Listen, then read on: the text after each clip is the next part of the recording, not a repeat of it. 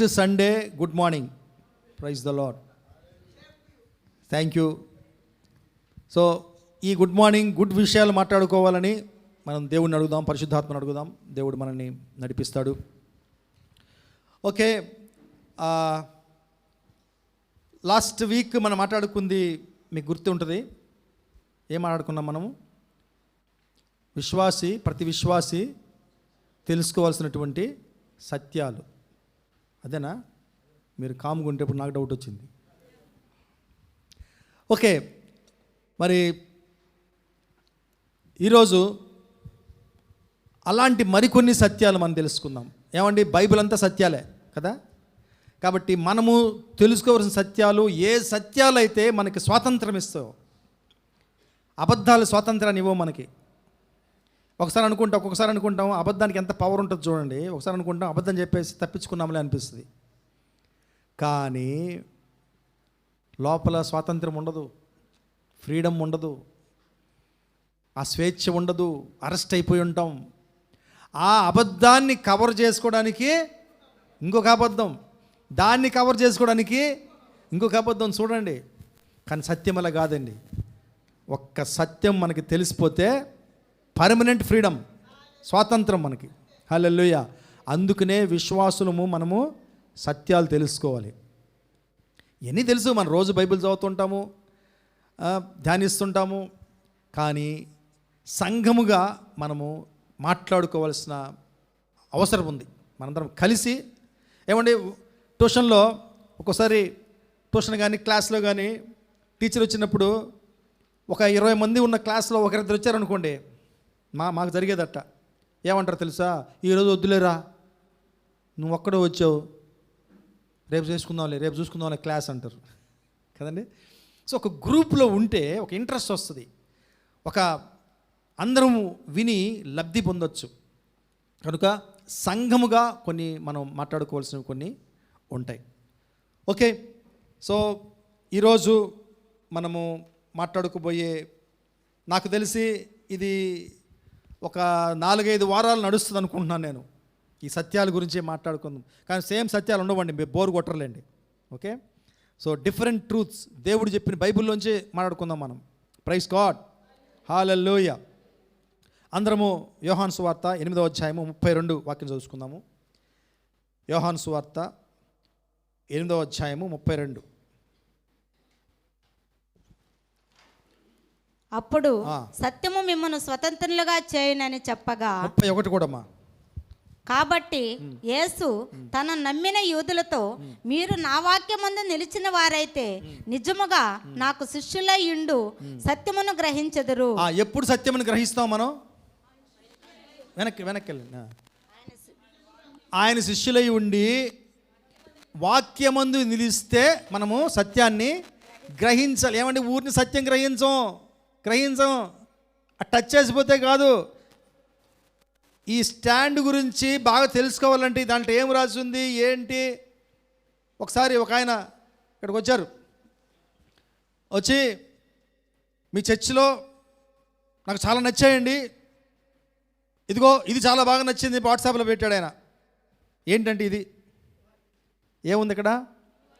You are safe in the hands of Jesus. యేసయ్య చేతుల్లో, హస్తాల్లో మీరు క్షేమము అని చాలా నచ్చింది ఆయనకి. ఆయన స్టేటస్లో పెట్టుకున్నాడు, కొద్దిలో డీపీ కూడా పెట్టుకున్నాడు ఆయన సేవకుడు. ఊరికే అట్లా చూసి సరిపోద్దా అంటే ఆయన గమనించాడు బాగా.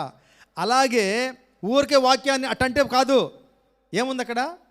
నా వాక్యమందు, ఇది అండర్లైన్ చేసుకోవాలి, నిలిచిన వారైతే. నిలవాలండి, మనం నిలవాలి, ధ్యానించాలి, చూడాలి, స్టడీ చేయాలి. అప్పుడప్పుడు మనకి కొన్ని డౌట్లు వచ్చేస్తుంటాయి. డౌట్లు వచ్చేసి ఎదుటి వాళ్ళు అడుగుతాం మనం. కానీ అందరం పిలాతుల్లో అయిపోతాం ఆ టైంలో. పిలాత్ ఏం చేసి, డౌట్ వచ్చింది పిలాత్కి, మంచి డౌటే, మరి తీర్చుకున్నాడు, డౌట్ తీర్చుకున్నాడా? తీర్చుకోలే, స్టార్ట్ చేశాడు. యేసు ప్రభుని అడిగాడు, నువ్వు రాజువా అని అడిగాడు. ఆయన ఆన్సర్ చెప్పే లోపలే మళ్ళీ బిజీ అయిపోయాడు. అలా కాకుండా ఎవరిమైతే ఆ వాక్యంలో నిలుచుకుంటామో, స్టే చేస్తామో, వారికి ఈ సత్యము తెలుస్తుందంట. ఆ సత్యాన్ని గురించి తెలుస్తుంది. సో ఆ సత్యం మనం తెలుసుకున్నప్పుడు నెక్స్ట్ వాక్యంలో ఏముంది? ఏం చేస్తా సత్యము? సత్యం వల్ల బెనిఫిట్ ఏంటండి? అప్పుడు సత్యము మిమ్మల్ని స్వతంత్రులుగా చేయనని స్వతంత్రులుగా చేస్తుంది. స్వతంత్రులుగా చేస్తుంది.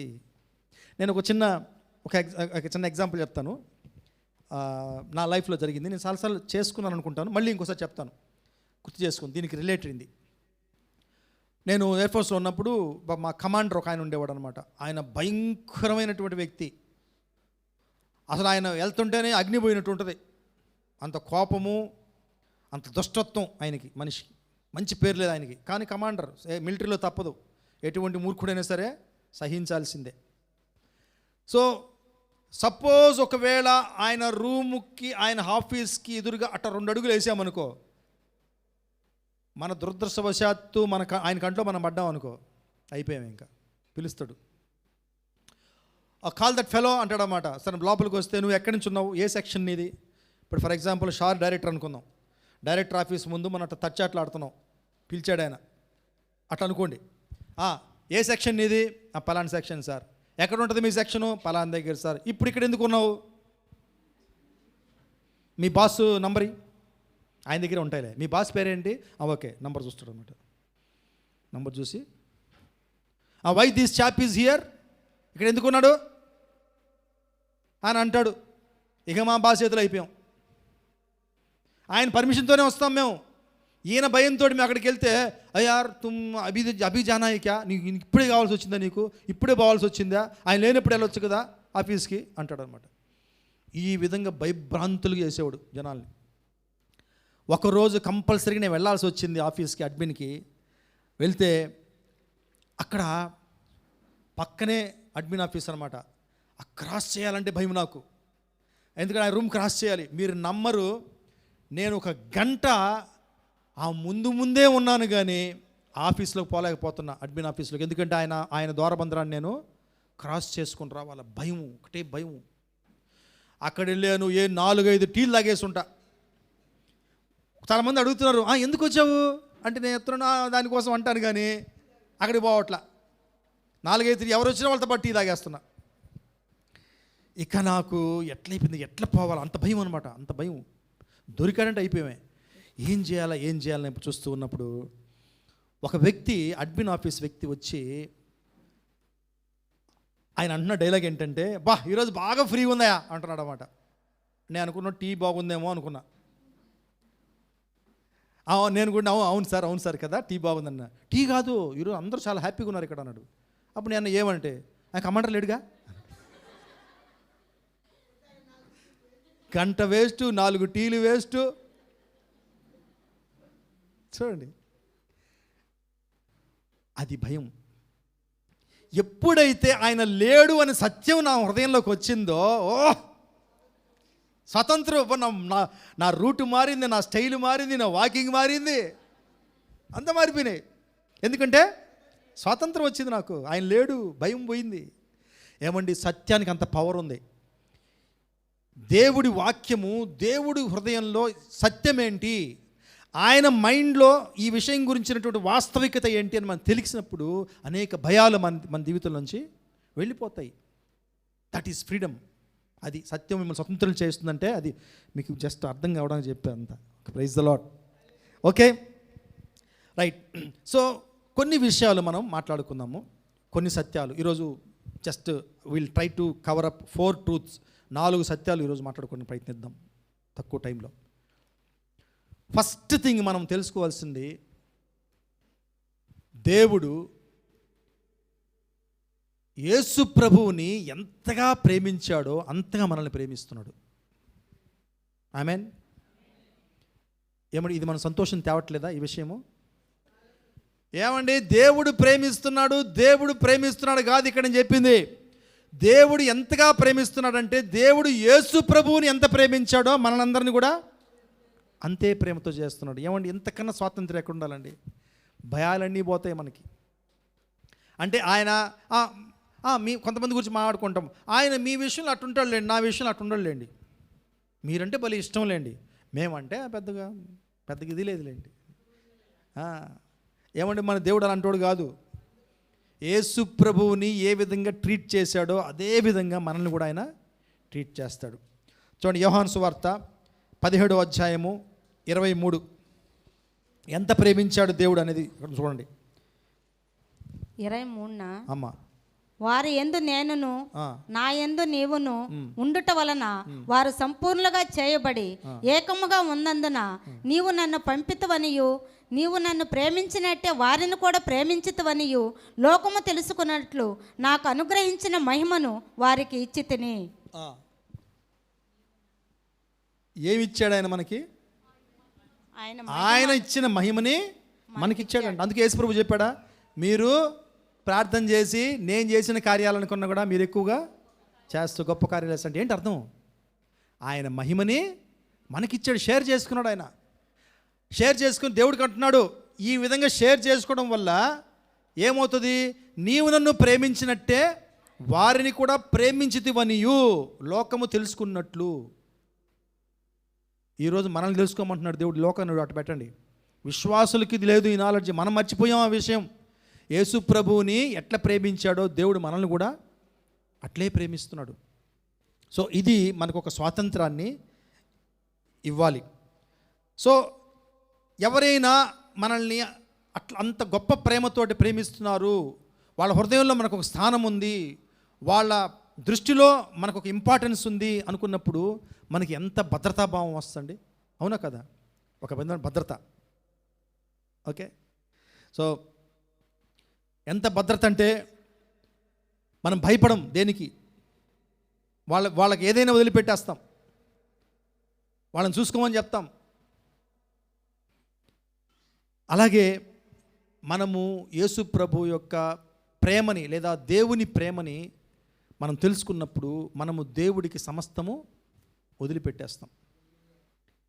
అటువంటి ఫ్రీడమ్ మనకి వస్తుంది, భయం ఉండదు. ఓకే, సో యోహాను సువార్త 16వ అధ్యాయం 32లో ఒక మాట చూడండి. 16:32. ఇదిగో మీలో ప్రతివాడును ఎవని ఇంటికి వాడు చెదిరిపోయి నన్ను ఒంటరిగా విడిచిపెట్టు గడి వచ్చుచున్నది, వచ్చే ఉన్నది.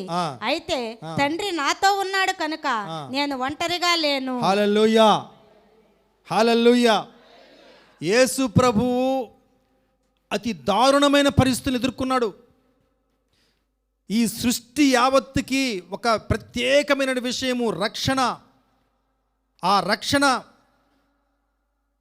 విషయంలో దేవుడు కుమారుడికి అప్పచెప్పినటువంటి పనిని పూర్తి చేసేదానికి ఆయనకి ఇచ్చిన ధైర్యం ఏంటో తెలుసా? శిష్యులు కాదు, ఆయన చుట్టూ ఉన్న కంపెనీ కాదు, తండ్రి. ఏమన్నాడు ఆయన? అయితే తండ్రి నాతో ఉన్నాడు కనుక నేను ఒంటరిగా లేను. నో. సో ఈ ప్రేమని అనుభవించిన వాళ్ళము ఆ విధంగా ఉంటాం. ఎటువంటి పనైనా సరే దేవుడు మనకిస్తే దాన్ని ఒంటరిగా అయినా సరే చేయడానికి రెడీగా ఉంటాం. ఎందుకు? ఆయన ప్రేమలో మనం ఉన్నాం, ఆయన ప్రేమ మన మీద ఉంది. I can do all things to Christ Jesus who strengthens me. నన్ను బలపరచు యేసుక్రీస్తులో నేను సమస్తమును చేయగలను. ఏమన్నా నాకైతే బల ఆశీర్వాదకరంగా ఉంటుంది ఈ వాక్యం. ఒకసారి నేను లిటరల్గా నేను చూశాను. రిలేషన్స్లో ఎవరూ చేయలేని పనులు దేవుడు నా చేత చేయించాడు. కొన్ని యవ్వనస్తులు కూడా చేయలేని పనులు నా చేత చేయించాడు. గర్వంగా చెప్పుకుంటాను విషయం. నా మీద నాకు గర్వం కాదు, నన్ను బలపరిచిన యేసుక్రీస్తులో నా గర్వం. Praise the lord. సో ఒకసారి బ్యాంకులో ఒక టఫ్ ఎగ్జామ్స్ 2 ఉన్నాయి. JAIIB, CAIIB అని కొంతమంది తెలిసి ఉంటాయి ఇక్కడ. అది బ్యాంకులో చేరిన వాళ్ళు చేస్తారు. అది అవి చేసిన వాళ్ళని ఎట్లా చూస్తారంటే పెద్ద పెద్దోళ్ళు కూడా పైనుంచి కిందకు చూస్తారనమాట. అంటే పెద్ద టఫ్ అనమాట అది. నేను వెళ్ళిన కొత్తలో ఒక ఆయన చెప్పారు, నేను బ్యాంకులో చేరినప్పుడు నా వయసు 40+, 40+. నేను ఒక ఆయన చెప్పాడు, నాలాంటి ఆయన చెప్పాడు, సార్ ఒక కోర్సు ఉంది, దీన్ని చేసేసేయాలి మనం, నేను ఒకటి చేసేసినాను అన్నాడు అనమాట. నేను మీరు చేశారు కానీ నాకు అంత ఓపిక లేదు సార్ అని చెప్పా. ఏం సార్ మన వయసులో ఏం సార్ చదువుకొని మళ్ళీ ఎగ్జామ్స్ రాసేది అంటే, లేదు సార్ మీకు ఇంక్రిమెంట్లు వస్తాయి. కొద్దిగా నాకు ఆశ మొదలైందనమాట. అరే డబ్బులు వస్తాయంటే చేయొచ్చు కదా అని ఒక ప్రార్థన చేసుకున్నాను. దేవా నాకు అంత ఇంటెలిజెంట్ని కాదు నేను, అయితే కొంచెం కష్టపడమంటే కష్టపడతా అని చెప్పేసి దేవుడిని ప్రార్థన చేసేసి నాకు బలం ఇచ్చిన వాక్యం ఇదే. అంటే చాలామంది నా కళ్ళు ఎదుట వచ్చి చెప్తున్నారన్నమాట, అబ్బా యంగ్స్టర్స్ మాతో పాటు ఉన్న వాళ్ళు, అబ్బా ఫెయిల్ అయ్యాను సార్, ఈసారి కూడా ఫెయిల్ అయిపోయాను సార్, భలే చదివాను సార్ నేను, అవన్నీ వింటున్నాం. నాకు అనిపించింది వీళ్ళందరూ ఫెయిల్ అయిపోతున్నారే, మనం ఏంటి ముసలోళ్ళం, మనం ఎక్కడ పాస్ అవుతామని. కానీ మళ్ళీ అనిపించింది హల్లెలూయా, దేవుడు సాక్ష్యంగా ఉపయోగించుకుంటాడు. డబ్బులు వచ్చినా రాకపోయినా, ఇంక్రిమెంట్ వచ్చినా రాకపోయినా, why can't I see it a challenge, నేను దేవుడు ఎందుకు ఒక ఛాలెంజ్గా తీసుకొని దేవుళ్ళని ఎందుకు చేయకూడదు అనుకున్నాండి. సింగిల్ అటెంప్ట్లో అయిపోయాయి 2 నాకు పేపర్లు. ప్రైజ్ ద లార్డ్, హల్లెలూయా. మా మేనేజర్ పిలిచి అడిగాడు నన్ను ఒకసారి, వాళ్ళ కొడుకు కూడా బ్యాంకులో జాయిన్ అయ్యాడు.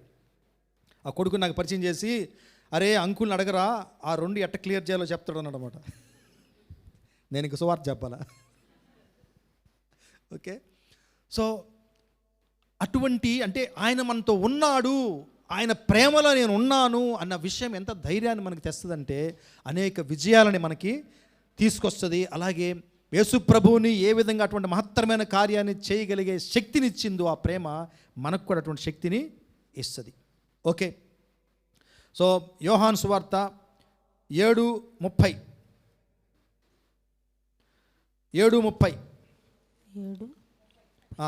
అందుకు వారు ఆయనను పట్టుకొని యత్నము చేసిరి, కానీ ఆయన గడియ ఇంకనూ రాలేదు గనుక ఎవడునూ ఆయనను పట్టుకొనలేదు. ఆమేన్. ఆమేన్.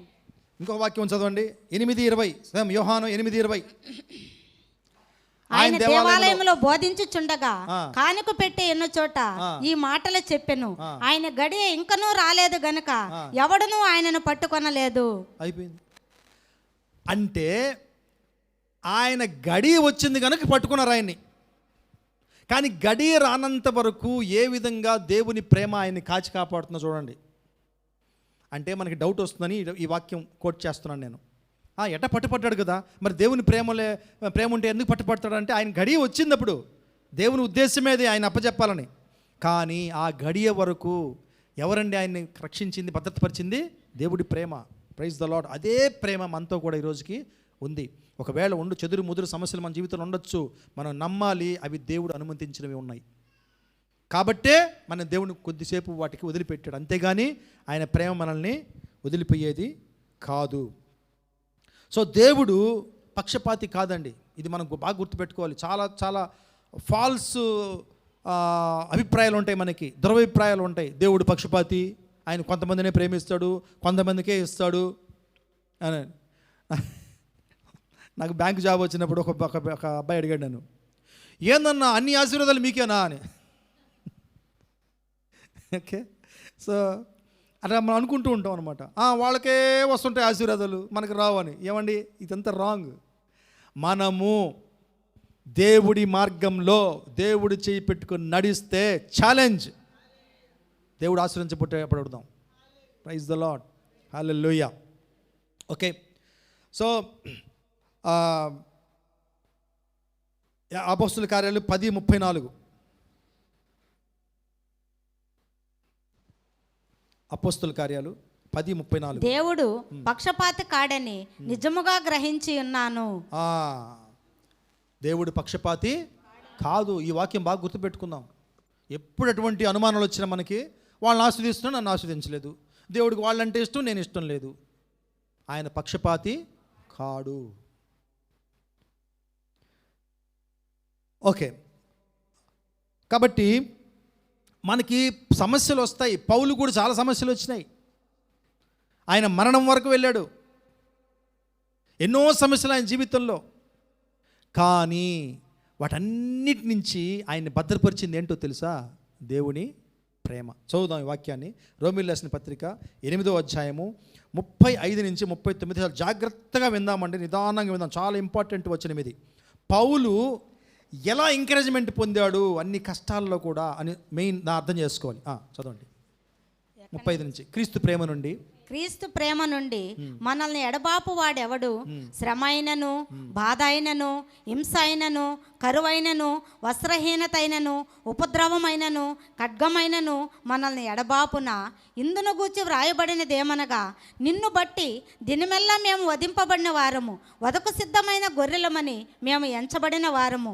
అయినను మనల్ని ప్రేమించిన వాని ద్వారా మనము వీటన్నిటిలో అత్యధిక విజయము పొందుతున్నాము. మనలను ప్రేమించిన వాని ద్వారా మనం వేటన్నిట్లో ముందు చెప్పుకున్న వాటన్నిట్లో అటువంటి అటువంటి పరిస్థితులన్నింటిలో నుంచి కూడా అత్యధిక విజయం పొందుచున్నాము. అది మార్చుకో థామస్. అది వీటన్నిటిలో అత్యధిక విజయము పొందుచున్నాము. నెక్స్ట్, మరణమైనను, జీవమైనను, దేవదూతలైనను, ప్రధానులైనను, ఉన్నవి అయినను, రాబోవునవైనను, అధికారులైనను, ఎత్తైనను, లోతైనను, సృష్టింపబడిన మరి ఏదైనను మన ప్రభు అయిన యేసుక్రీస్తునందలి దేవుని ప్రేమ నుండి మనల్ని ఎడబాప నేరడని రూఢిగా నమ్ముచున్నాను. ఆమేన్. చెప్పటకూడదామా? పౌలుకున్న విశ్వాసాన్ని బట్టి దేవునికే వందనాలు. ఆ విశ్వాసం ఇప్పుడే అనుకున్నాం కదా, ఆయన పక్షపాతి కాదు. అదే విశ్వాసం నీకు నాకు కావాలంటే ఇస్తాడు. మనం అడగాలి. Praise the lord. మరి విశ్వాసం పరిశుద్ధాత్మ ఫలాల్లోనూ ఉంది, వరాల్లోనూ ఉందండి. ఫలం అంటే ఏంటి మనం చెప్పుకున్నాం. బైబిల్ స్టడీకి వచ్చిన వాళ్ళకి అర్థమై ఉంటుంది. ఫలం అంటే మనం అభివృద్ధి చేసుకోవాలి, దాన్ని మనం ఫలించాలి. ఫలం మనం గిఫ్ట్ అనేది దేవుడి నుంచి రావాలి. ఎవరో ఇచ్చేది గిఫ్ట్, మన సొంత ప్రయత్నాలు ఏముండవు. కానీ ఫలం అయితే మనం దాన్ని అభివృద్ధి చేసుకోవాలి. ఎరువు వేయాలి, చెట్టుకి నీళ్లు పోయాలి, జాగ్రత్తగా చూసుకోవాలి. అప్పుడు ఆ ఫలము డెవలప్. కాబట్టి విశ్వాసం కూడా అలాంటిది. ఒకటి దేవుడు ఇస్తాడు గిఫ్ట్గా, రెండవది దాన్ని మనము డెవలప్ చేసుకోవాలి. విశ్వాసాన్ని ఎలా డెవలప్ చేసుకోవాలి? దేవుని అడగొచ్చు. అయ్యా, పౌలుకి అన్ని పరిస్థితుల్లో కూడా నీ ప్రేమ ఆయన్ని ప్రొటెక్ట్ చేసింది. అటువంటి విశ్వాసం, నీ ప్రేమను నమ్మే విశ్వాసం నాకు దయచేయి అన్ని పరిస్థితుల్లో. Praise the lord. Okay, so దేవుడు, మళ్ళీ చెప్తున్నాను నేను, దేవుడు యేసుక్రీస్తుని ఎంత ప్రేమించాడో మనల్ని కూడా అంత ప్రేమించాడు అనే సత్యము మనము రూఢిగా నమ్మాలి. ఈ సత్యం మన చాలా భయాల నుంచి మనల్ని విడుదల చేస్తుంది. ఓకే, రెండవది, దేవుడు మన జీవితంలో పరిపూర్ణత కన్నా యథార్థతని ఎక్కువ కోరుకుంటాడు. మళ్ళీ చెప్తున్నా, దేవుడు మన జీవితంలో పర్ఫెక్ట్నెస్ కన్నా కూడా హానెస్టీని ఎక్కువ కోరుకుంటాడు, యథార్థతని. అర్థమైందండి? అంటే పరిపూర్ణ అంటే పర్ఫెక్ట్. I'm perfect. ఎవరైనా పర్ఫెక్ట్ ఉన్నారు ఇక్కడ? ఉన్నారా? నాకైతే ధైర్యం లేదు, చేయలేపే ధైర్యం. ఎవరు పర్ఫెక్ట్ కాదండి. ఎవరు పర్ఫెక్ట్ కాదు కనుకనే యేసు ప్రభు ఈ లోకానికి రావాల్సి వచ్చింది. None is righteous, nobody is righteous. ఎవరు నీతిమంతులు లేరంట ఈ లోకంలో. అందుకే దేవుడు ఈ లోకానికి యేసు ప్రభుని పంపాల్సి వచ్చింది, మనం రక్షించడానికి, మన నీతి ఇవ్వడానికి, ఆయన నీతిని ఇవ్వడానికి. కాబట్టి పరిపూర్ణత కన్నా కూడా, అంటే దేవుడు ఎప్పుడు వీడు పర్ఫెక్ట్ అయిపోవాలా, పర్ఫెక్ట్గా ఉండాలి, నువ్వు పర్ఫెక్ట్గా ఉండాలి, ఇటు తిరగకూడదు అని కోరుకోడండి దేవుడు. అయితే బైబిల్లో ఉంది, మనం పరిపూర్ణత వైపు ప్రయత్నం చేయాలి, పరిపూర్ణతలోకి మనము ప్రయత్నం చేయాలి. హల్లెలూయా, హల్లెలూయా. మీరు నిద్రపోకుండా పరిపూర్ణతలోకి రావాలి. Praise the Lord, hallelujah. So పరిపూర్ణతలోకి పరిపూర్ణలు అగడానికి మనం ప్రయత్నించాలని బైబిల్లో ఉంది. కానీ దేవుడు నువ్వు పర్ఫెక్ట్గా ఉండాలని ఆజ్ఞాపించే దేవుడు కాదు. దానికన్నా ఎక్కువ ఏం కోరుకుంటాడంటే మన లైఫ్లో యథార్థతని కోరుకుంటాడు, హానెస్టీ. ఇప్పుడు నేను క్వశ్చన్ వేస్తాను, ఆన్సర్ చెప్పాలి మీరు అందరూ. Simple answer. పరిపూర్ణం అవడానికి ఎక్కువ టైం పడుతుందా, యథార్థంగా అవడానికి టైం పడుతుందా దేవునితోటి? ఏమండి, ఆయన స్టాండర్డ్స్ చిన్నవే. మనం ఏం చేస్తాం? కత్తికి సాం పెట్టి చూడు తగ్గుతుందా అంటాం. ఎర్రగడ్డలకు వస్తలే, టమాటాలు కొయ్యి ఇంకొక కొంచెం కాసేపు రూరు. ఎర్రగడ్డ స్టాండర్డు, టమాటా స్టాండర్డు, ఉల్లిపాయ, అది ఇంకేది రకరకాల స్టాండర్డ్లు. కత్తి. ఎక్కడున్నాం మనం? దేవుని స్టాండర్డ్ వేరండి. దేవుని స్టాండర్డ్ వేరు, ఆయన నీతి వేరు, ఆయన కోరుకునే పరిశుద్ధ స్టాండర్డ్ వేరు. ఆ పరిశుద్ధ స్టాండర్డ్కి మనం తొక్కగలమా? కాబట్టి ఎవ్వరము కూడా పరిపూర్ణం అనడం చాలా కష్టం దేవుడి పరిపూర్ణతలోకి, దేవుడి స్టాండర్డ్లకి. అయితే యథార్థత ఎంత ఫాస్ట్ అంటే, నువ్వు అనుకుంటే జస్ట్ దేవుడిని ముందు నీ హృదయం కుమ్మరించుకోవడం, సారీ చెప్పడం, అది ఏది క్విక్? సాధించి సాధించి సాధించి సాధించి పర్ఫెక్ట్ అయిపోవడము క్విక్కా? తొందరగా అవుతుందా? లేకపోతే దేవుడికి సారీ చెప్పి, దేవా అదిగో నేను తప్పు చేశానయ్యా అని చెప్పుకోవడం సులభమా? యథార్థత సులభం. అందుకే దావీదు లైఫ్లో చూడొచ్చు మనం యథార్థత. 51వ కీర్తన చదివితే భలే విషయాలు ఉంటాయి దాంట్లో. 51వ కీర్తన ఏడ్చి గగ్గోలు పెట్టి కింద దొల్లాడి పిల్లలు చేస్తున్నా ఆ విధంగా ఏడ్చి ప్రార్థన చేస్తాడు 51వ కీర్తనలో. ఎందుకు? తను చేసిన తప్పుని బట్టి, పాపాన్ని బట్టి. చదవండి, నిజంగా అందరం చదువుకోవాల్సిన వాక్యం అది, కీర్తన అది. ఇప్పుడు చదవద్దండి. సో ఏంటి, ఏమి చూసి దేవుడు దావీదుకు బిరుదిచ్చాడు? నా హృదయానుసారుడు అంటే ఏంటి అర్థం? నా హృదయం ప్రకారము నడుచుకునేవాడు, నా మనసులో ఏముందో గ్రహించి దాని ప్రకారము నడుచుకునేవాడు అని ఎందుకన్నాడు? ఆయన తప్పులు చేసిన దావీదుని, ఆయనలో ఉన్నటువంటి యథార్థ హృదయం, తప్పు ఒప్పుకునే తత్వం, వెంటనే దేవుని ముందు సరెండర్ అయ్యే తత్వం. నిజంగా అండి, మనం దావీదు క్యారెక్టర్ని గుర్తు చేసుకుంటే వాళ్ళకి సంతోషంగా ఉంటుంది నాకు. బత్షెబకి పుట్టిన బిడ్డని దేవుడు చంపేస్తాడు కదా, తీసేసుకుంటాడు ప్రాణం. కానీ కాపాడమని దేవుడు అడుగుతాడు. దావీదు దేవుడిని ప్రార్థన చేస్తాడు, ప్రార్థన ఉపవాసం ఉంటాడు. కానీ తర్వాత చనిపోతాడు. అప్పుడు ఏం చేస్తాడు దావీదు? నేను నీతో మాట్లాడను పో, నువ్వు చాలా నాకు చెడ్డ చేసావు అన్నాడా? ఏమని చేశాడు? టక్కలేసాడు, స్నానం చేశాడు, సూపర్గా తయారైపోయాడు. ఇంకా ఆయన ఎట్టకు రాడు, వెళ్ళిపోయాడు. నేను ఎక్కడికి పోవాలా, ఫినిష్. నిజంగా అండి, అది మంచి నేచర్, అది మంచి ప్రవర్తన. అది మర్చిపోవడం అంటే దేవుడి చిత్తం అంతవరకే, మర్చిపోవడం అంతే, మర్చిపోవాలా. ఇప్పుడేం చెప్తాడు దేవుడు నాకు, ఇప్పుడేం పెట్టాడు నా లైఫ్లో, ఇంకా చాలా ఉంది లైఫ్ నాకు, మర్చేసాడు. అందుకనే దేవుడు అన్నాడు ఆయన నా హృదయానుసారుడు అని. దాన్ని పట్టుకొని, దాన్ని గీకి, దాన్ని దేవుడిని ఏమంటారు నిందించి, ఆయనతో నిష్ఠూరాలు అడిగి విసిగించి చేయలే దావీదు. తుడిచేసుకున్నాడు అంతే, పోయిందని. ఒకసారి ఒక ఆయన, మీకు తెలుసా, వేరే మతాల్లో నిందాస్తుతి అని ఒకటి ఉంటుంది. నిందాస్తుతి, వ్యాజ్యస్తుతి అంటే నిందిని స్తుతించడం. ఓకే. దాంట్లో ఏంటంటే దేవుడితోటి నిష్ఠూరాలు ఆడతారనమాట. నువ్వు నన్ను కొట్టావు, నన్ను తిట్టావు, నువ్వు మంచోడివి కాదు, నేను నీతో మాట్లాడను, నువ్వేమో రాణేమ సిస్టర్ని ఆశీర్వదించావు, ఓకే, నన్ను ఆశీర్వదించలేదు, ఇట్లాంటివి.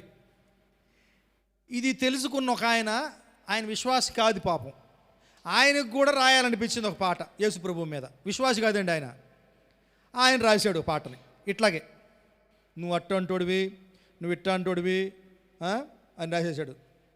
సూపర్ మ్యూజిక్ డైరెక్టర్ ఆయన, మంచి మ్యూజిక్ కొట్టాడు, ఒకటి రిలీజ్ చేశాడు. అది అట్టర్ ఫ్లాప్ అయింది సీడీ. అట్టర్ ఫ్లాప్ కాకుండా ఆయనకి వేధింపులు ఎక్కువైపోయినాయి, ఫోన్లు రావడం ఎక్కువైపోయినాయి.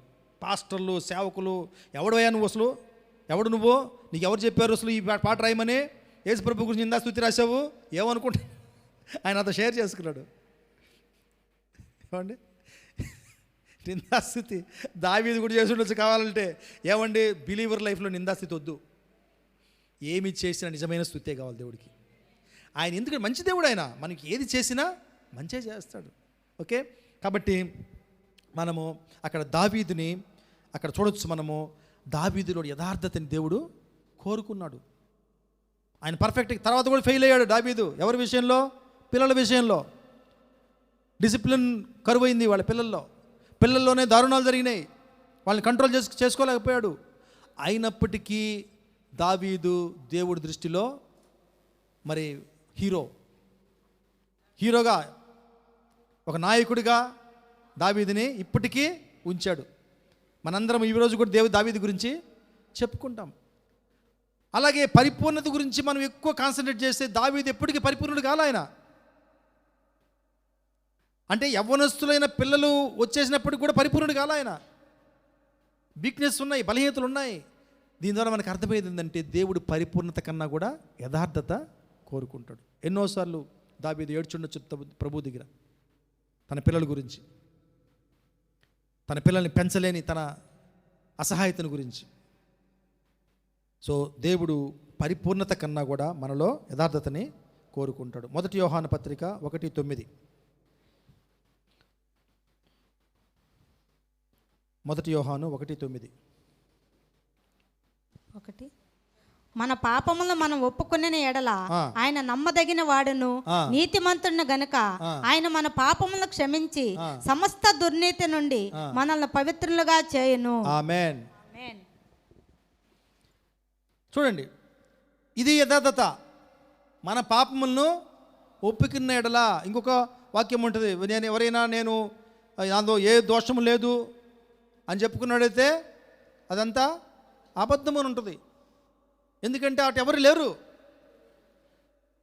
కాబట్టి నేను పర్ఫెక్టు.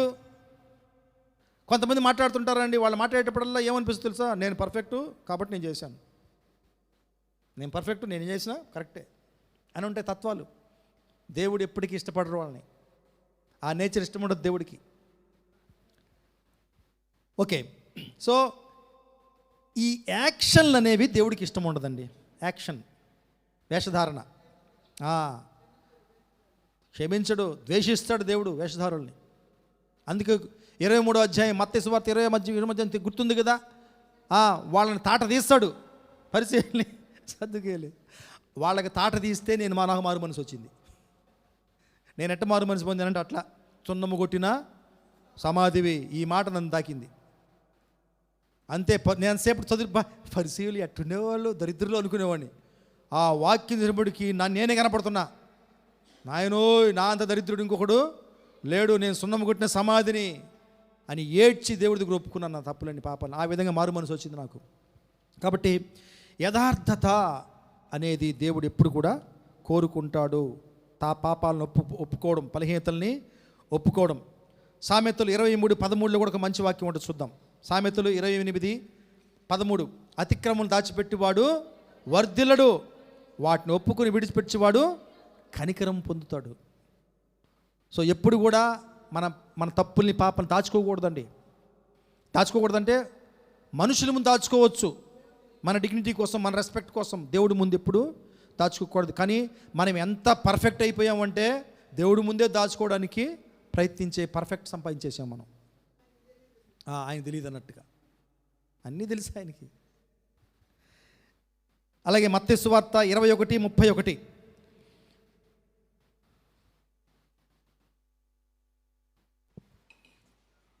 అందుకు వారు మొదటివాడే అనిరి. యేసు సుంకరులను వేశ్యలను మీకంటే ముందుగా దేవుని రాజ్యంలో ప్రవేశించుదురని మీతో నిశ్చయముగా చెప్పుచున్నాను. చూడండి, వీళ్ళు పర్ఫెక్ట్ అంటారు, వీళ్ళని వేశ్యల్ని పాపాలు చేసే వాళ్ళని పర్ఫెక్ట్ అంటారా? కానీ యేసు ప్రభు ఏం చెప్తాడు, మీరు ఎవరైతే పర్ఫెక్ట్ అని చెప్పుకుంటున్నారో వాళ్ళకన్నా వీళ్ళు ముందు రాజ్యంలో ప్రవేశిస్తారు. అంటే ఏంటి, వాళ్ళు పాపం ఒప్పుకున్న వాళ్ళు, యథార్థంగా దేవుడి ముందు హృదయాన్ని కుమ్మరించుకున్న వాళ్ళు. ఎవరు ముందున్నారో చూడండి, పర్ఫెక్ట్ పీపుల్ కాదు. హల్లెలూయా. సో మన పర్ఫెక్ట్నెస్ ఎలా ఉంటుందంటే, మన తప్పులు ఒప్పుకోవడం ఎలా ఉంటుందంటే, మనం వేరే వాళ్ళ మీద వేసేస్తుంటాం. ఎవరు నేర్పించారు మనకి ఇది? ఆయనే, మన తాతయ్య. అది ఎందుకు తిన్నావురా అంటే, ఇంకోటి మనం గుర్తుపెట్టుకోవాలి, ఇద్దరిని నిందించాడు ఆయన. ఒకటి ఎవరు? హవ్వ. 2 మీరు ఆ వాక్యం చదవండి, అది గుర్తుపెట్టుకోవాలి. చదువుదాం, ఆదికాండము 3వ అధ్యాయము 11-12. జాగ్రత్తగా గమనించండి, మన మన నైజం ఎలా ఉంటుంది చూడండి, మనిషి నైజం. అందుకైన ఆ. నీవు దిగంబరవని నీవు తెలిపిన వాడెవడు, ఆ. నీవు తినకూడదని నేను నీకు ఆజ్ఞాపించిన వృక్ష ఫలములు తింటివా అని అడిగెను. అందుకు ఆదాము, నాతో నుండుటకు నీవు నాకిచ్చిన ఈ స్త్రీయే ఆ వృక్ష ఫలములు కొన్ని నాకు ఇయ్యగా నేను తింటినెను. చూడండి ఇద్దరు, నువ్వు ఇచ్చావే, నువ్వు కదా ఇచ్చింది. రివర్స్లో వెళ్తే అటు చూడండి. ఇదిగో ఆ స్త్రీ ఎవరు ఇచ్చారో నువ్వే ఇద్దరిని నిందించాడు. మన ఒప్పుకోలు అలా ఉంటాయి ప్రార్థనలో. ఒక్కోసారి దేవా దేవా దేవా నాయనా నేను అనేసాను, నాయనా నేను తిట్టేశాను, ఎందుకు తిట్టానో నీకు తెలుసు ప్రభువా. గుర్తొస్తుందా మన ప్రార్థనలో? ఎందుకు తెలిసావు నీకు తెలుసు ప్రభువా, ఇటు అన్నాడు ప్రభువా, అందుకని నేను నోరు మూయి అంటాడు దేవుడు. నోరు మూయి, నువ్వు ఫస్ట్ తప్పు ఒప్పుకుంటున్నావా లేకపోతే నిందిస్తున్నావా? దేవుడిని అడుగుదాం, దేవా యథార్థమైన మనసు నాకు ఇవ్వు. నువ్వు నాలో పర్ఫెక్ట్నెస్ కోరుకోవట్లేదు నాకు తెలుసు ప్రభువా, కానీ యథార్థమైన విరిగి నలిగిన మనస్సు నాకు ఇవ్వు. సో మనం కూడా చాలాసార్లు ఆ విధంగానే ఆదాము ఒప్పుకున్నట్టుగానే ఒప్పుకుంటాం పాపాలు. ఈమెను చూసారా హవ్వ, ఆమెమనింది, అయ్యో నాదిగా తప్పు, అదిగో చూడు, అది కూడా ఆయన నిందించిన, నువ్వు చేసావే పాపం. అది అంటే మనం పర్ఫెక్ట్, మనం ఏమండి ఇది మనకు వచ్చింది ఏదో నిన్న మనం వచ్చిన నైజం కాదు ఇది, అక్కడి నుంచే ఉంది మనలో జీన్స్.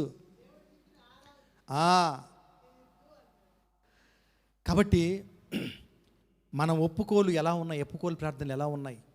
ఒకరి మీద వేస్తున్నామా, మనమే రెస్పాన్సిబిలిటీ తీసుకొని ఒప్పుకుంటున్నామా, మనమే బాధ్యత తీసుకొని మన తప్పులకి మనమే బాధ్యత తీసుకొని ఒప్పుకున్న వాళ్ళు ధన్యులు.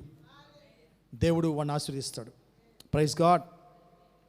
సో అందుకనే మనం చేసే పాపాలకి చాలా చాలా సుందరమైన పేర్లు పెట్టుకుంటాం, బ్యూటిఫుల్ నేమ్స్.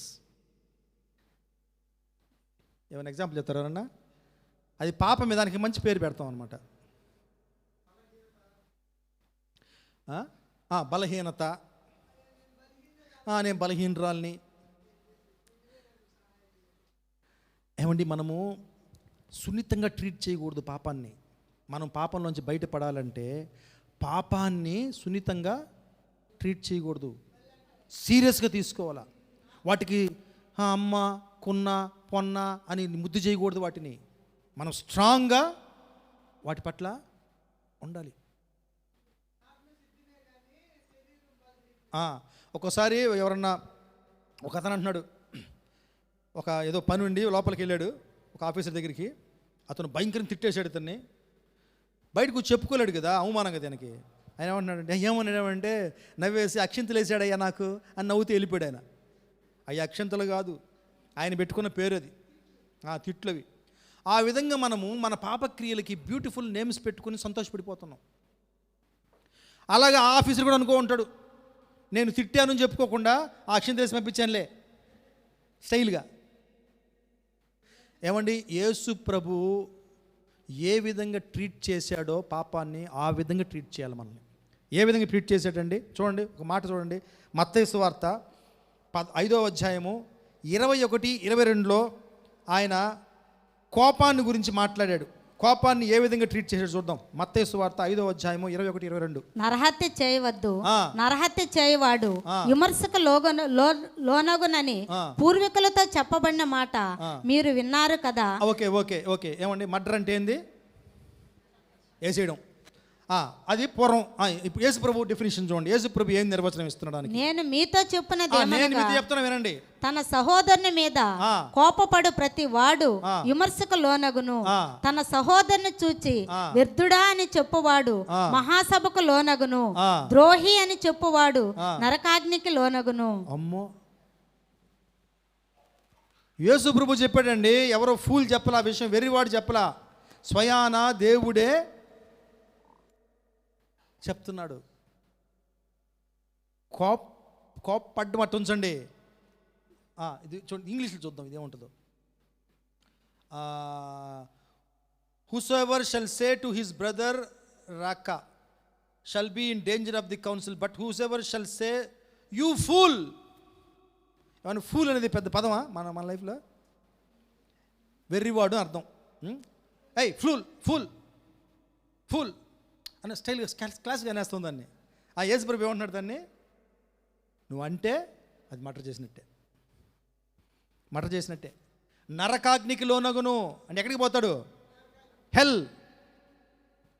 ఏమండి, మనం సీరియస్గా ఆలోచించాలా? మనం చేసే తప్పులు, మనం చేసే మిస్టేక్స్ మనకి చిన్నగా అనిపించవచ్చు, కానీ దేవుని దృష్టిలో ఎంత ఘోరమైనవో మనం ఆలోచించుకోవాల్సి వస్తుంది.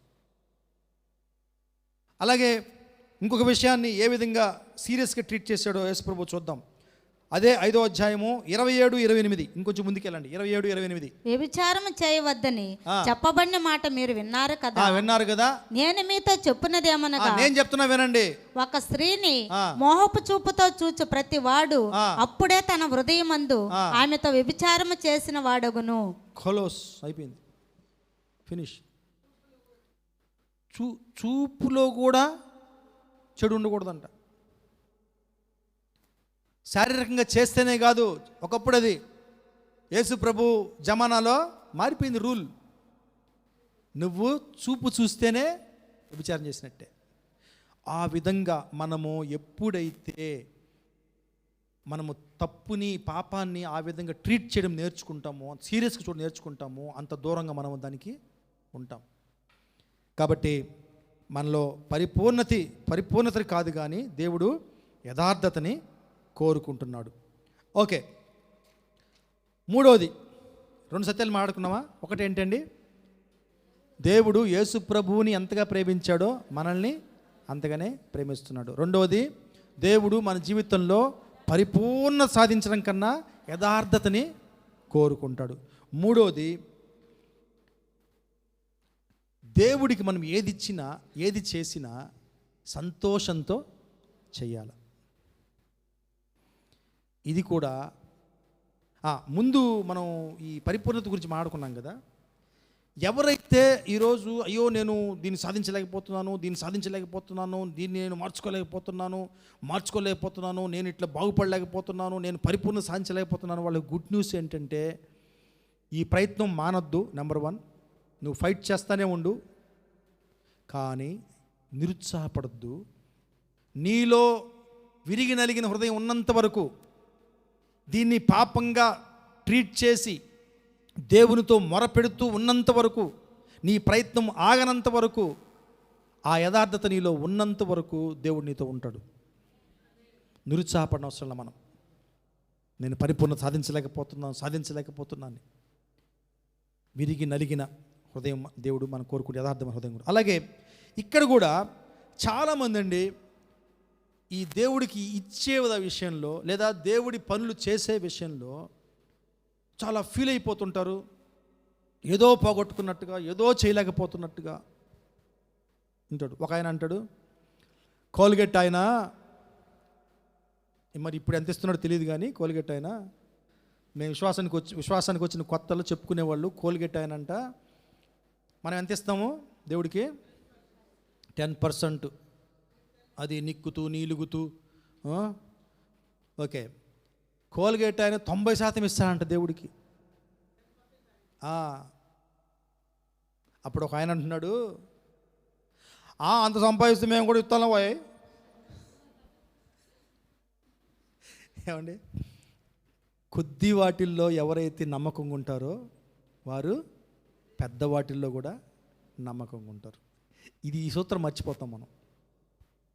అంత ఆశీర్వదిస్తే మేము కూడా ఇస్తాంలే. అయ్యా నిన్ను ఆశీర్వదించిన విధంలో రేషియో తీ బయటికి, అది నన్ను ఆశీర్వదించని తీస్తాం, అప్పుడు తీస్తాంలే. ఓకే, సో ఏది అయినా అసలు ఇవ్వటం గురించి లేదా దేవుడి విషయాల గురించి ఒక వాక్యం రాస్తుందండి, దాన్ని చాలా బలపరిచిన వాక్యం. అది 2 కొరింథీయుల పత్రిక 9:7. 2 కొరింథీయుల పత్రిక 9:7. సనుగు కొనకయు బలవంతముగా కాకయు ప్రతి వాడును తన హృదయములో నిశ్చయించుకున్న ప్రకారము ఇయ్యవలెను. దేవుడు ఉత్సాహముగా ఇచ్చువానిని ప్రేమించును. ఇదండి, ఇది ఇంపార్టెంట్ అండి. దేవుడు ఉత్సాహముగా ఇచ్చువానిని ప్రేమించును. మనసులో ఎంత నిర్ణయించుకుంటావో అంత ఇవ్వాలి. యాక్చువల్గా చాలామంది బైబిల్ పండితులు చెప్తారు, దేవుడు మన జీవితంలో చేసిన మహత్కార్యాలని ఆలోచించుకుంటే 10% చాలా తక్కువ అంట. అసలు 10% పాత నిబంధన రూల్ అంటది. ఎంత ఇచ్చినా ఆయనకి తక్కువే నూతన నిబంధనలో.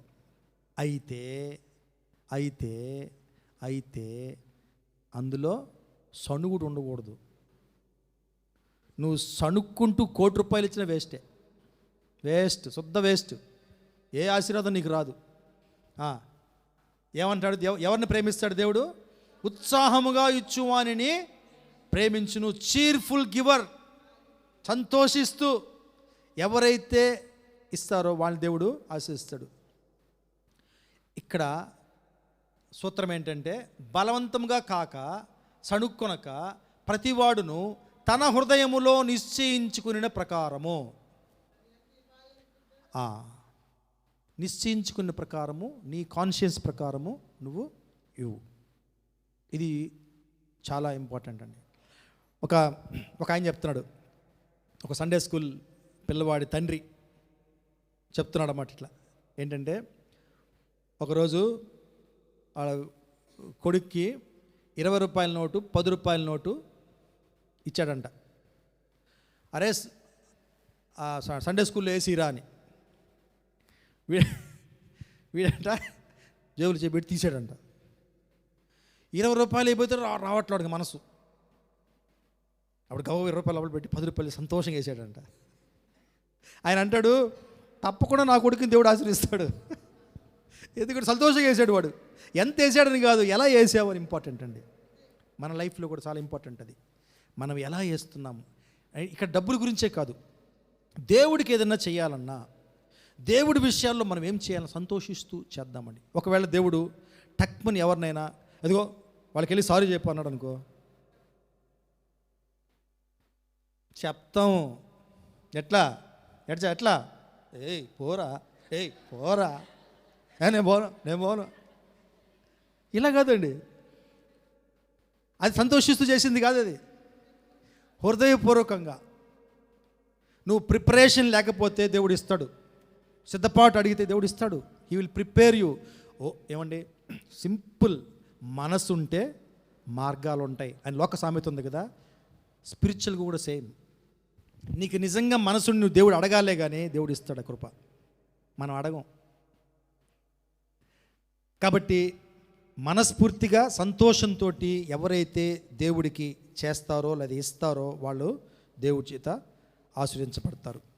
కాబట్టి ఈ యొక్క సత్యం కూడా మనల్ని ఈ కన్ఫ్యూజన్స్ నుంచి కూడా మనల్ని బయటకి తీసుకొస్తాయి.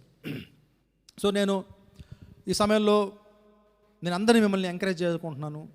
దేవుడికి ఇచ్చే విషయంలో అండి, ఎస్పెషల్లీ సంకీర్తన ఆరాధనలో మేమందరము అదే కోరుకుంటాము, అదే మిమ్మల్ని ఎంకరేజ్ చేస్తాం. ఎవ్వరు కూడా సణుక్కుంటూ గొణుక్కుంటూ దేవుడికి ఇవ్వద్దు. మీరు ఈ లేని పరిస్థితిలో ఉంటే మీరు ఎంత ఇవ్వగలరో, మనసులో ఎంత వేస్తే మీకు సంతోషం అంతే వేయండి. ఓకే. సో ఒక్కొక్కసారి నేను చూశాను, నేనే చేశాను కొన్ని పనులు అట్లా. కొన్ని మన మామూలుగా సంఘాల్లో మన సంఘంలో ఉండదు అనుకోండి, మామూలు సంఘాల్లో ఏదో తీసుకొస్తారు కదా, బ్యాగ్ తీసుకొస్తారు, లేదా అక్కడ పెట్టి ఏదో పాట పాడుతూ దాంట్లో ఆఫరింగ్స్ వేయడం చేస్తారనమాట. నేను కూడా ఎన్నోసార్లు అప్పు తీసుకున్నా, డబ్బులు లేకో జేబులో. ఓకే, పక్కన బిలీవర్ బ్రదర్ని అడిగి బ్రదర్ ₹100 వేయండి అని తీసుకునేసిన ఉదంతాలు ఉన్నాయి. మళ్ళీ ఇది వేసినప్పటి నుంచి భారం మనసులో, ఈ ₹100 ఇవ్వాలి నేను బ్రదర్కి, ఎప్పుడు ఇవ్వాలబ్బా. లాస్ట్లో చెప్తా, బ్రదర్ నెక్స్ట్ వీక్ ఇస్తాను. ఈ బ్రదర్ ఏమనుకుంటాడు, చిల్లర లేదు మళ్ళీ పాప బ్రదర్ దగ్గర తీసుకున్నాడేమో, సర్వీస్ అయిపోగానే ఇచ్చేస్తాడేమో అనుకుంటూ వెనక తిరుగుతుంటాడు అనమాట. బ్రదర్ ప్రైజ్ లాడాలి, వీళ్ళు ఇస్తే కదా. ఇది ఒక చింత ఆయనకి. ఏమండి, మనకి విశ్వాసంతో ఏది చేసినా దేవుడు ఆస్వాదిస్తాడు. కానీ గొణుక్కుంటూ సణుక్కుంటూ, ఎక్కడ సణుగు గొణుగు ఉంది అక్కడ ఏం లేదు, విశ్వాసం లేదు. సో ఇది మనము జాగ్రత్తగా ఉందాం. మనం నిజంగా ఆశీర్వదించబడాలంటే మనం సంతోషంగా దేవుడికి చెయ్యాలి, సంతోషంగా దేవుడికి ఇవ్వగలగాలి, నువ్వు నిశ్చయించుకున్న ప్రకారం. ఎప్పుడు కూడా దేవుడు జబర్దస్తి చేయడండి. జబర్దస్తి చెయ్యడు దేవుడు అని చెప్పగలం చెప్పండి. దేవుడు ఫోర్స్ చేయడు అనేది ఎట్లా చెప్పగలం మనం? నేను నీ హృదయమనుడి తలుపు దగ్గరకు నిలబడి తట్టుచున్నాను, నువ్వు తీస్తే లోపలికి వస్తా. జబర్దస్తి అది? జబర్దస్తి చెప్పండి. జబర్దస్తి కాదు అది. నువ్వు తీస్తే వస్తా. మన దేవుడు అంత సున్నితమైనటువంటి స్వభావం కలిగిన దేవుడు మన దేవుడు. ఆయన బలవంతంగా చేయడు ఏది కూడా, బలవంతంగా చేయించడు నీ చేత. నీకు మనస్సు ఉంటే మనసు కలిగిస్తాడు, అడిగితే మనసు కలిగిస్తాడు. అయితే దెయ్యం ఏం చేస్తుంది? అన్నీ జబర్దస్తే, జబర్దస్త్. సో దేవుడు ఎప్పుడు కూడా మనల్ని ఫోర్స్ చేయడు.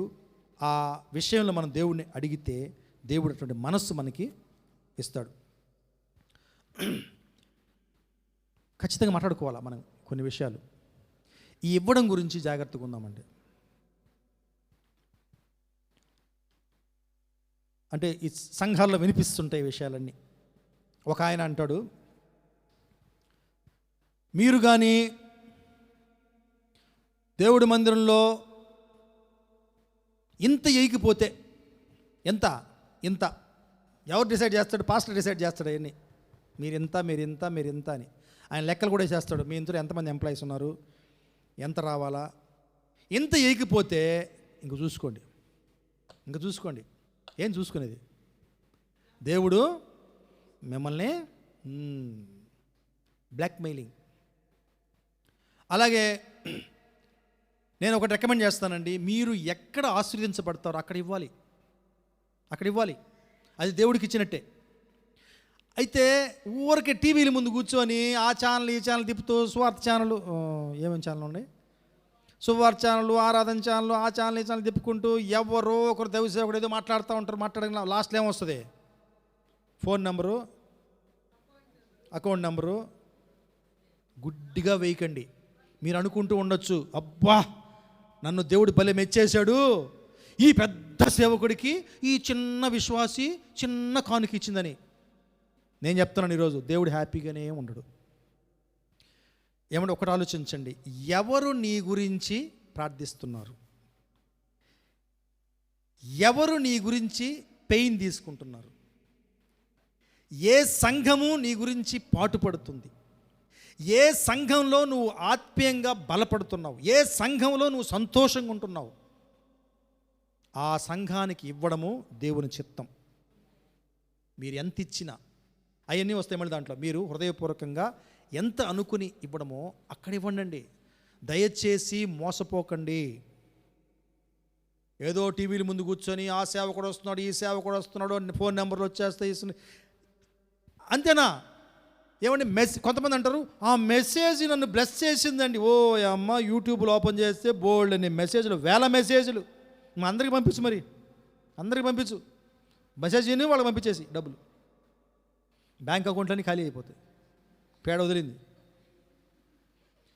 ఏమండి కొంచెం వైజ్గా ఉండాలి, జ్ఞానంగా ఉండాలి మనం. దేవుడు ఇవ్వమన్నాడు, ఎవరికి ఇవ్వమన్నాడు, ఎక్కడ ఇవ్వమన్నాడు. ప్రస్తుతము ఇవన్నీ ఎక్కువ అయిపోతున్నాయి.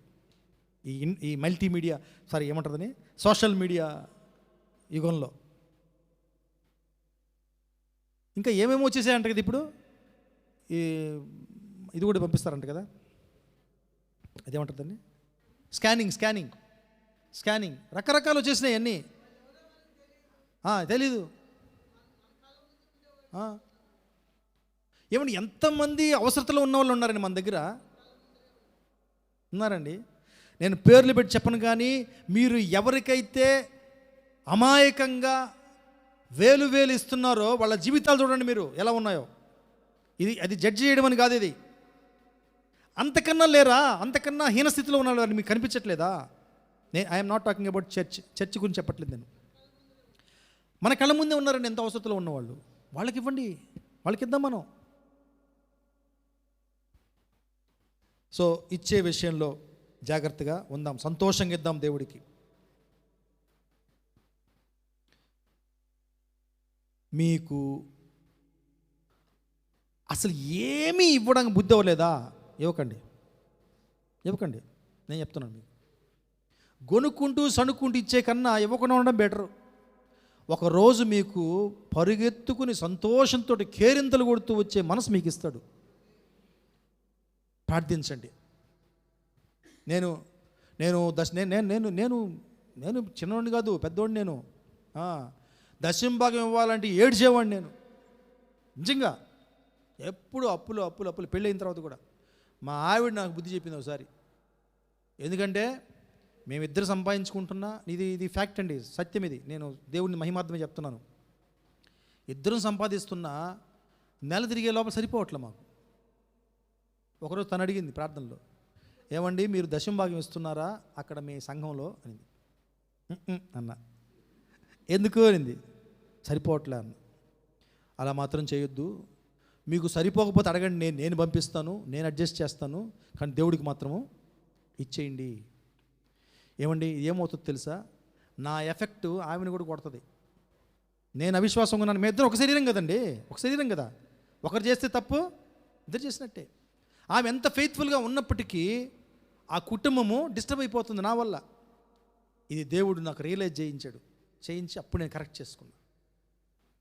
కాబట్టి ఈ విషయంలో మనము జాగ్రత్తగా ఉందాము, దేవునికి ఇచ్చే విషయంలో. Praise the lord. Fourth last పాయింట్కి వచ్చేద్దాం. మళ్ళీ చెప్పండి 3 పాయింట్లు. దేవుడు యేసు ప్రభుని ఎంతగా ప్రేమించాడో అంతగానే ప్రేమించాడు. తర్వాత దేవుడు మనలో పరిపూర్ణత కన్నా కూడా యథార్థ హృదయాన్ని ఎక్కువగా కోరుకుంటాడు. అలాగే సంతోషంతో ఇచ్చేవాళ్ళని చేసేవాళ్ళని దేవుడు ఆశీర్వదిస్తాడు, ప్రేమిస్తాడు. ఓకే, 4వది, ప్రతి మనిషిని మనం గౌరవించాలి. ఇది ఒక సత్యం. ఈ పెద్ద డౌట్ వస్తుంది మనకి, విశ్వాసులు అవిశ్వాసులు వీళ్ళని రెస్పెక్ట్ ఇవ్వాలా వద్దా? వయసులో పెద్దోళ్ళు అవసరం లేదులే, అవిశ్వాసీనా, ఎగతాళి చేస్తాం, జోకులు వేస్తాం. అదేమంటే మనసులో అవిశ్వాసి కదా. అసలు ఏం చెప్తుంది? మనకి పెద్ద కంగారు ఉంటుంది ఈ విషయంలో.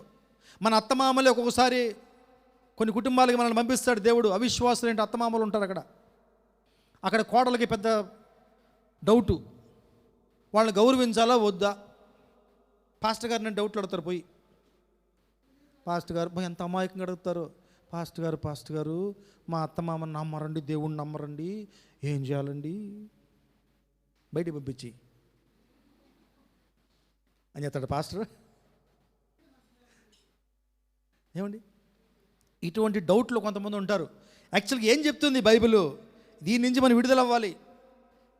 చూద్దాం. పాత నిబంధనలో లెవీలు చూడండి, 19వ అధ్యాయం 32. లేవీ కాండము, లెవిటికస్ 19:32. తల నెరిసిన వాని ఎదుట లేచి ముసలగాని ముఖమును ఘనపరచి నీ దేవునికి భయపడవలను, నేను యెహోవాను మీ దేశమందు. చాలమ్మా. తల నెరిసిన వాని అంటే ఎవరు? ముసలోళ్ళు. వాళ్ళ ముందు ఏం చేయాలంటే మనం లేచి ముసలివాని ముఖమును ఘనపరచి నీ దేవునికి భయపడవలను.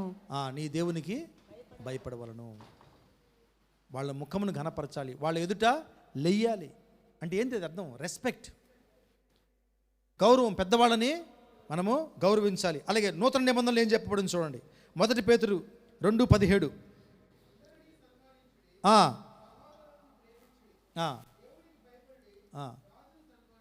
అందరినీ సన్మానించండి. ఇంగ్లీష్లో ఉంటుంది ఆనర్ ఆల్ మెన్. మీరు అనొచ్చు ఆల్ మెన్ అంటే విశ్వాసులు అంటారులేండి, అది విశ్వాసుల గురించి చెప్పబడిందండి. కాదండి, all men. Love the brotherhood, ఇది విశ్వాసులు.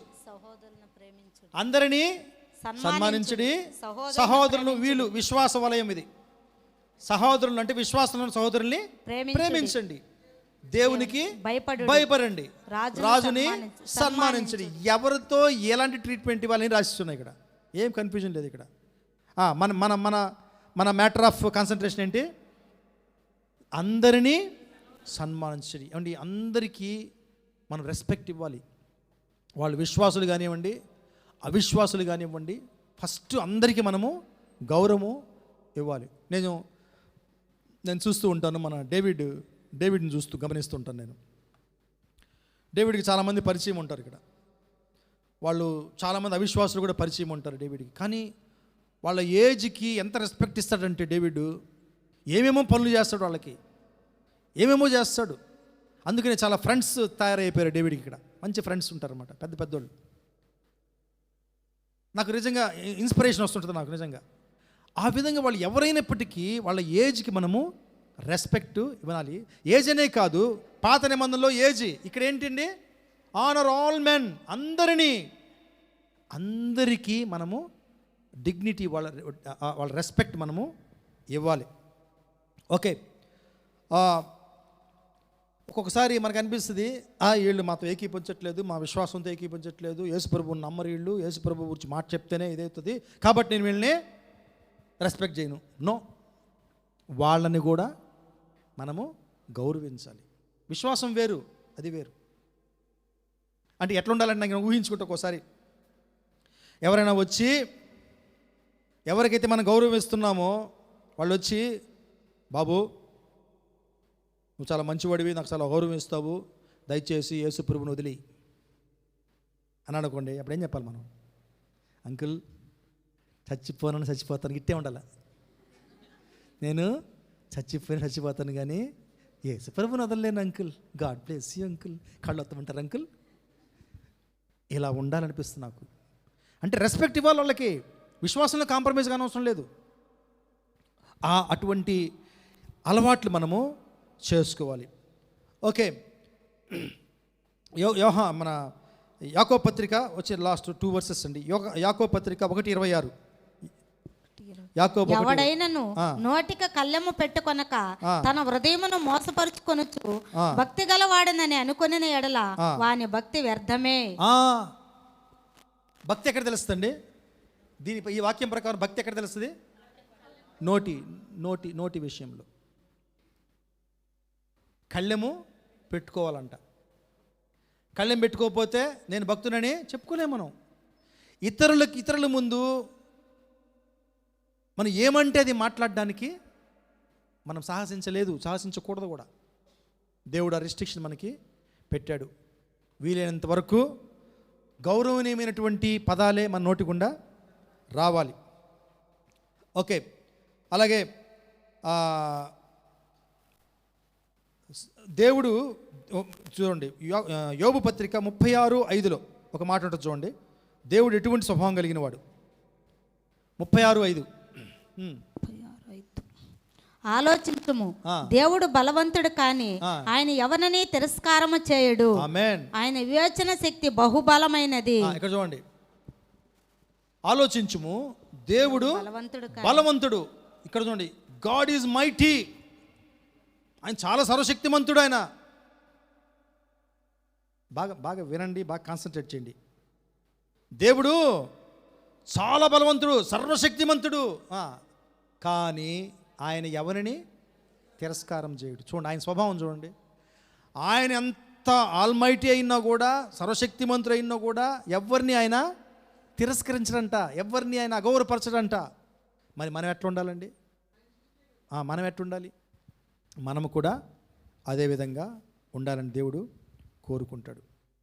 ఓకే, సో ఈవెన్ మనము సువార్త చెప్పేటప్పుడు కూడా గౌరవంగా మనము చెప్పాలని సూచనలు మనకి ఇక్కడ ఉన్నాయి. లాస్ట్ వర్స్ 1 పేతురు 3:15. 1 పేతురు 3:15.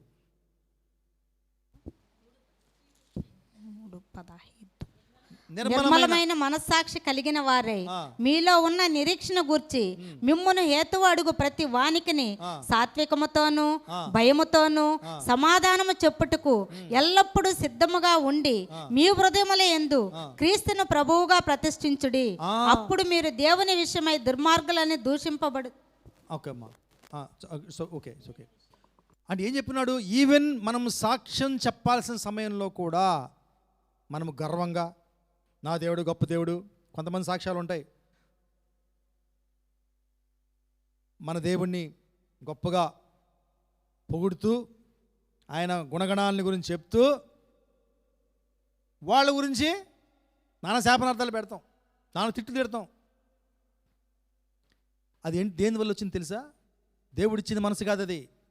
నీ మీద నీకు గర్వం. నేను కానీ ఒక దేవుణ్ణి, పెద్ద దేవుణ్ణి తెలుసుకున్నాను. మనం అనుకుంటున్నా నాకు కానీ కోట్లు ఉన్నాయి, నాకు కానీ పెద్ద ఉద్యోగం ఉంది అని గర్వపడుతుంటాం ఒక్కోసారి. ఆ విధంగా ఒకసారి మనం ఏం చేస్తాం, మన దేవుడిని బట్టి మనలో గర్విస్తుంటాం. నేను కానీ తెలుసుకున్నాను. ఒక ఆయన అంటాడు, నేను ఒకసారి అంటుంటే, పాపం వీళ్ళు కూడా దేవుడిని తెలుసుకుంటే ఎంత బాగుండు కదా సార్ అన్న ఒక ఆయనతోటి. ఆయన విశ్వాసి. ఈయన అంటాడు, అదే వాళ్ళు పనికి మాలిన వాళ్ళు తెలుసుకోరు. అప్పుడు నేను అన్నాను, సార్ మనం కూడా ఒకప్పుడు పనికి మాలిన వాళ్ళమే కదా సార్, దేవుడి కృపలో తెలుసుకున్నాం అంతే అంటే, అబ్బే నేను చిన్నప్పటి నుంచి మా అమ్మ బాగా చెప్పేది, నేను బాగా వినేవాడిని. చూడండి, అంటే తెలియకుండా మన మీద మనకే కాన్ఫిడెన్స్, ధైర్యం, మన మీద మనకే గర్వం. నేనేదో గొప్ప చేశాను యేసుప్రభుకి అని. అంటే నాలో గొప్పతనం ఉండబట్టే నేను యేసుప్రభుని తెలుసుకున్నా, మిగతా వాళ్ళందరూ పనికి మాలినోళ్ళు. ఏమంటే సువార్త చెప్పేటప్పుడు కూడా, మన సాక్ష్యం పంచుకునేటప్పుడు కూడా అటువంటి గర్వము రానివద్దని వాక్యము చెప్తుంది. తగ్గించుకొని చెప్పమని ఉంది. కాబట్టి మనము ఎదుటి ప్రతి వ్యక్తిని, ప్రతి మనిషిని మనము గౌరవించాలి. కళ్ళు మూసుకోమని అందరం. అయిపోయింది, మెసేజ్ అయిపోయింది. ఈ 4 సత్యాలను ఒక్కసారి నెమరు వేసుకొని మరి ప్రార్థన చేసుకుందాం. పరిశుద్ధుడా, గొప్ప దేవా, నీకు వందనాలు, నీకు స్తుతులు, స్తోత్రాలు. అవును తండ్రి, కొన్ని సత్యాలు ప్రభువా మీ నుంచి మేము తెలుసుకున్నప్పుడు నిజంగా మేము విముక్తులం అవుతాం ప్రభువా. నిజంగా తండ్రి ఫ్రీడమ్ అనుభవిస్తాం మేము హృదయంలో. ఎన్నో డౌట్లు తరిగిపోతాయి ప్రభువా. అవును అయ్యా, ఈరోజు తెలుసుకున్న విషయం తండ్రి, యేసు ప్రభువును నువ్వు ఎంతగా ప్రేమించావు అంతే ప్రేమతో నన్ను ప్రేమిస్తున్నావు. కాబట్టి నా తండ్రి, పౌలు అన్నట్టుగా ఈ ప్రేమ ఎటువంటి పరిస్థితులు వచ్చినా సరే అయ్యా నన్ను భద్రపరుస్తుందని నమ్మి నేను భయపడకుండా ఉంటాను ప్రభువా. మరి ఆ ప్రేమను అర్థం చేసుకునే కృపను నాకు దయచేయండి. ఈ సత్యాన్ని అర్థం చేసుకునే కృపను నాకు దయచేయండి. అలాగే తండ్రి, మరి నువ్వు నా జీవితంలో మరి పరిపూర్ణత కన్నా, పర్ఫెక్ట్నెస్ కన్నా కూడా తండ్రి యథార్థతను కోరుకుంటావు ప్రభువా. కనుక దావీదుకున్నటువంటి విరిగి నేలిగిన మనస్సు, యథార్థ హృదయం, అలాగే తండ్రి సిలువ వేయబడినటువంటి దొంగకున్నటువంటి అటువంటి యథార్థ హృదయం నా తండ్రి నాయన ప్రభువా, ఆ విధంగా తండ్రి యథార్థమైన హృదయం మేము కలిగి ఉండేలా మాకు సహాయం చేయమని అడుగుతున్నాం తండ్రి. అలాగే తండ్రి, నీకిచ్చే విషయంలో, నీ పనులు చేసే విషయంలో, నీ విషయంలో తండ్రి మేము సంతోషంగా ఏది చేసినా సంతోషంగా చేయగలగాలి ప్రభువా. కనుక సంతోషంగా ఇచ్చేవారిని నువ్వు ఆశీర్వదిస్తానన్నావు, ప్రేమిస్తానన్నావు ప్రభువా. కనుక అటువంటి హృదయం మాకు దయచేయండి అయ్యా. మమ్మల్ని గైడ్ చేయండి నా తండ్రి. మనస్సులో నిశ్చయించిన కొలది అన్నావు ప్రభువా. ఏది ఏమైనా తండ్రి సనగక గొనగక ఇష్టపూర్వకంగా నీకు చేయగలిగే కృపని మాకు దయచేయండి అయ్యా. అలాగే మరో సత్యాన్ని మేము తెలుసుకున్నాం, ప్రతి మనిషిని ప్రభువా గౌరవించాలి. అవును, ఒక్కొక్కసారి మేము కన్ఫ్యూజన్లో ఉంటాం తండ్రి. వాళ్ళు ఎలా అయితే వాళ్ళు ఫలానా వాళ్ళని ఏం చేయాలి, ఫలానా వాళ్ళని ఎలా ట్రీట్ చేయాలి అనుకున్న కన్ఫ్యూజన్లో ఉంటాం ప్రభువా. మరి ఈ కన్ఫ్యూజన్ కూడా మీరు తొలగించినందుకు నీకు వందనాలు, నీకు స్తోత్రాలు. మరొక్కసారి నా తండ్రి, మేము నేర్చుకునే సత్యాల్ని మేము భద్రపరుచుకొని ఆ సత్యములో మేము పొందిన స్వాతంత్రాన్ని నీ నా మహిమార్థమై వాడుకునే కృప మాకు అందరికీ దయచేయమని మహిమ ఘనత నీ నామానికి ఆరోపిస్తూ యేసయ్య అతి పరిశుద్ధ నామంలో అడిగి వేడుకొంచున్నాం పరమ తండ్రి. Amen. Thank you Jesus. Praise the lord.